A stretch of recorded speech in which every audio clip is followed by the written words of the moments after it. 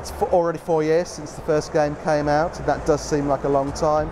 There's really one key thing which drove us in taking our time, and that was our ambition and the level of technology that we'd got for the game.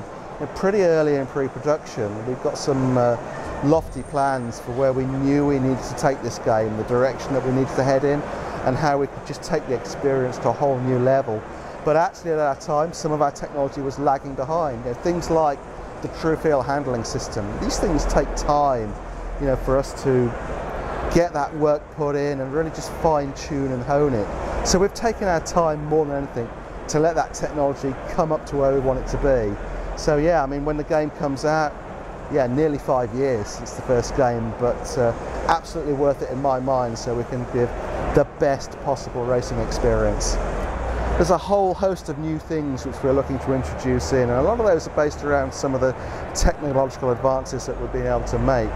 Obviously, if you go and look at the game, it looks fantastic. I mean, we've got a whole new lighting system in the game which just beds everything together a lot better.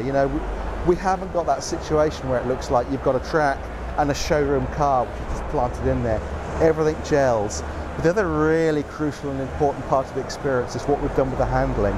We've developed what we call the true feel handling system. It's all about getting the character and the feel of those cars.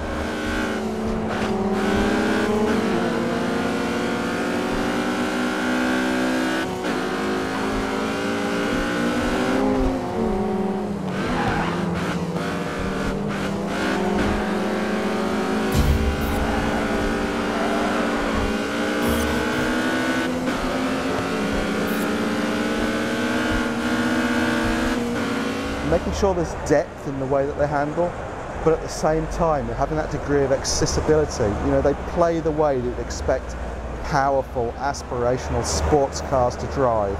And it's a massive step, a massive leap forwards for us in terms of our racing experience. The feeling of understanding what the car's doing is what true feel is all about. It's the one aspect which I guess we've worked on harder and longer than any other element of the game, just tuning and honing our physics system.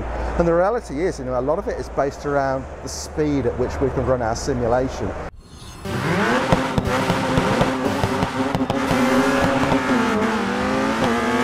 It's so important that you can capture every single centimetre of the track surface, every bump, every nuance. A lot of games don't do this. They're only sampling every few metres. You just don't get that level of feedback by not running the physics at a hugely fast rate.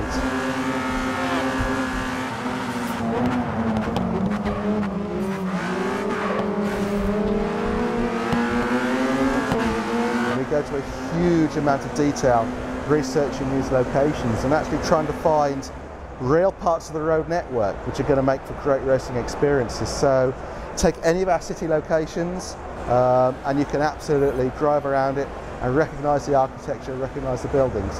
Actually, a really great anecdote that I like to pull out actually is from the first game. We had San Francisco in that game, which was a really popular track.